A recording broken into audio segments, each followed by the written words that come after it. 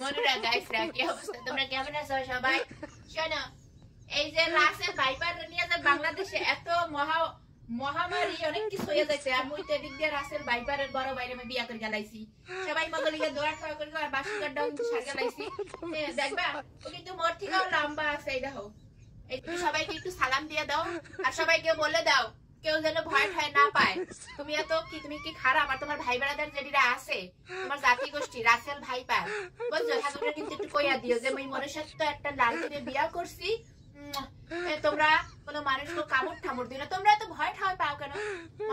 এই যে দেখো মোর সাথে বাসের ঘর হয়ে গেছে ওরা কিন্তু মনে করো মই কিন্তু টেস্ট করে বিয়েটা করে গেলাইছি বুঝছো কারণ টেস্ট ছাড়া বিয়ে করা যাবে না